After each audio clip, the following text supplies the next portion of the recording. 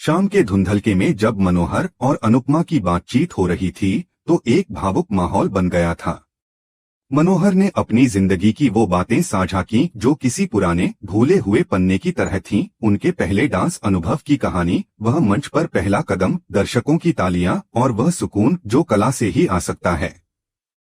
उसकी आंखों में चमक थी और गले में एक अजीब सी भीगी सी रुंधन।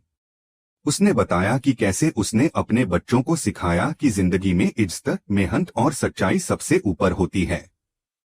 जब अनुपमा ने उसकी खुशकिस्मती पर टिप्पणी की तो मनोहर ने मुस्कुराते हुए सिर हिलाया और कहा कि सचमुच वह भाग्यशाली है कि उसके बच्चे उस पर गर्व करने लायक बने हैं। अनुपमा चुपचाप सुनती रही, लेकिन उसके मन में कई जज्बात उमड़ने लगे थे। वह जानती थी कि किसी माता पिता का सबसे बड़ा सपना यही होता है कि उनके बच्चे अच्छे इंसान बने। मनोहर की बातें सुनकर उसकी आंखें भर आईं और वह भावुक होकर उसके संघर्ष और धैर्य की सराहना करने लगी। उसे लगा कि किसी की मदद करना सिर्फ कर्तव्य नहीं बल्कि एक आत्मिक संतोष की बात है। और उस पल उसने फैसला किया कि वह मनोहर का समर्थन करेगी, चाहे हालात जैसे भी हों। उधर शाह हाउस में माहौल तनावपूर्ण होता जा रहा था। हसमुख ने जैसे ही सुना कि परितोष ने राजा से पैसे लिए हैं, वह हैरान रह गया। उसने तुरंत उससे इस बारे में सवाल किया। लीला बीच में आ गई और परितोष की तरफदारी करते हुए बोली कि वह चाहे नौकरी में हो या नहीं, इंसान को पैसे की जरूरत तो होती ही है। किंजल ने झट से सच्चाई सामने रख दी। उसने कहा कि परितोष अब बेरोजगार है और उसकी जुए की लत इतनी बढ़ गई है कि अब वह भरोसे के काबिल नहीं रहा। यह सुनकर हसमुख का चेहरा सफेद पड़ गया। किंजल ने चुप नहीं बैठने का फैसला किया। उसने आरोप लगाया कि परितोष ने उसे भावनात्मक रूप से बहुत नुकसान पहुंचाया है और अब वह चुप नहीं रहेगी। लीला को यह बर्दाश्त नहीं हुआ और उसने परितोष को थप्पड़ जड़ दिया। लेकिन परितोष भी चुप नहीं रहा। उसने गुस्से से कहा कि वह अब अपनी किस्मत खुद बनाएगा और एक दिन इतना सफल बनेगा कि सबको चौंका देगा। किंजल ने उसकी बात काटते हुए कहा कि उसे अब घर छोड़ देना चाहिए और अगर अनुपमा होती तो वह भी उसे बाहर निकाल देती। परितोष ने तमतमाते हुए कहा कि वह अनुपमा की तरह दिखने या बनने की कोशिश न करे।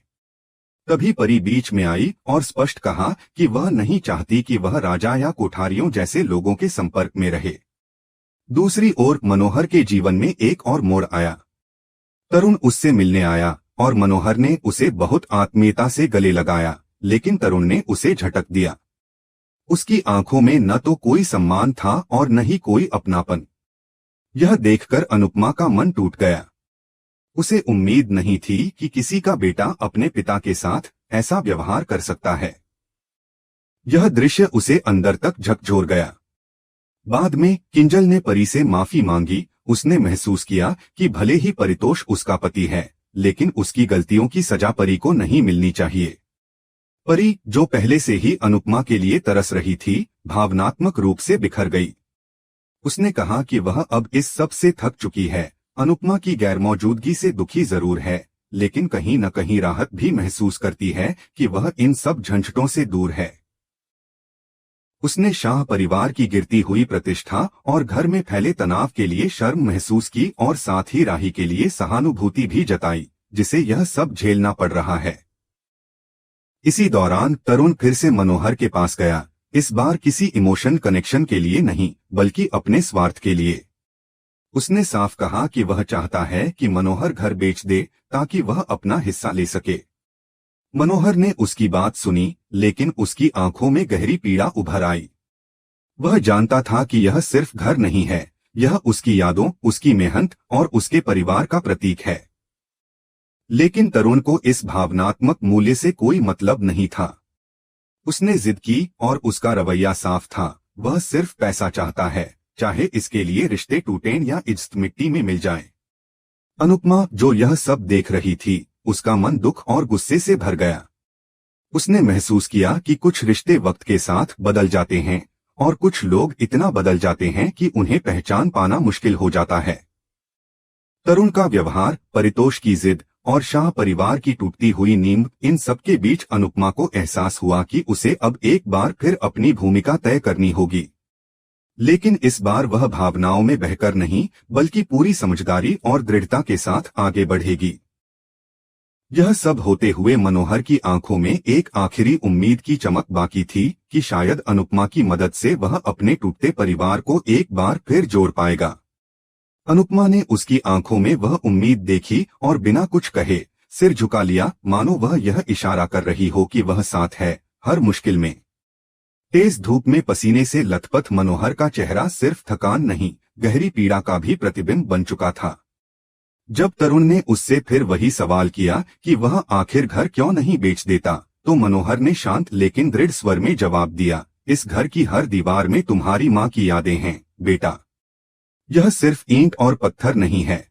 पर तरुण के चेहरे पर कोई भाव नहीं था, उसका मन तो सिर्फ लालच से भरा था।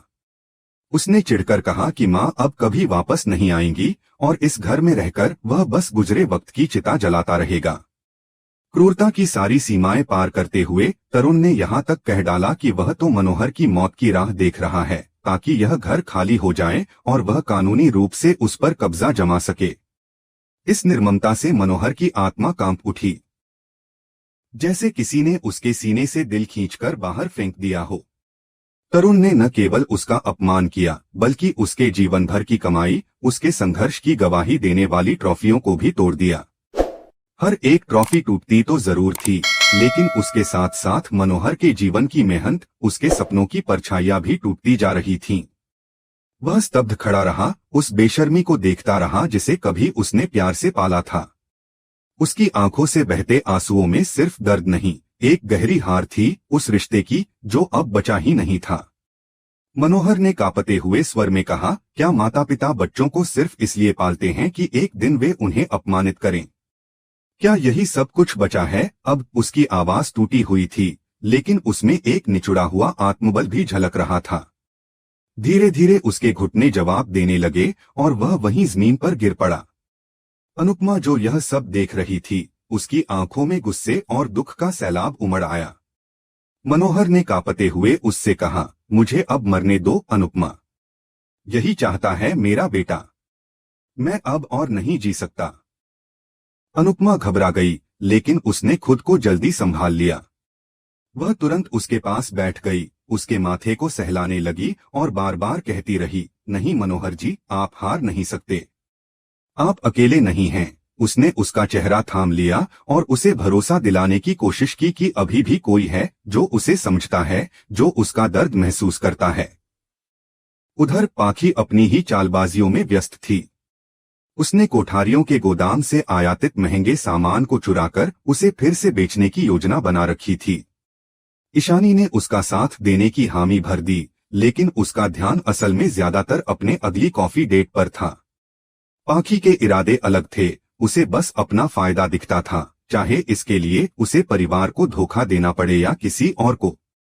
इस सब के बीच डॉक्टर जब मनोहर की हालत देखने पहुंचा, तो उसने तुरंत अनुपमा से उसका मेडिकल इतिहास पूछना शुरू किया। अनुपमा थोड़ी असहज हुई, लेकिन बोली, मैं तो यहाँ सिर्फ काम करती हूँ डॉक्टर साहब। नौकरानी हूँ बस। डॉक्टर ने सख्ती से कहा कि उसे यह सब तुरंत जानना होगा, वरना इलाज में देर हो सकती है। अनुपमा ने वक्त गवाए बिना मनोहर की दवाइयों और पर्चियों को ढूंढना शुरू कर दिया। उसका चेहरा चिंता से भरा हुआ था, लेकिन आंखों में दृढ़ निश्चय की झलक थी। इधर राही ने मनोहर को लेकर अपने अंदर उठ रही बेचैनी को रोकना चाहा, लेकिन वह जानती थी कि कुछ न कुछ गलत जरूर है। उसने धीरे धीरे खोजबीन शुरू कर दी। क्या मनोहर अहमदाबाद में ही है? क्या वह ठीक है? ये सवाल उसे चैन से बैठने नहीं दे रहे थे। उसका दिल कहीं गहराई से अनुपमा की तरफ भी खींच रहा था, मानो कोई अदृश्य डोर उन्हें जोड़े हुए थी।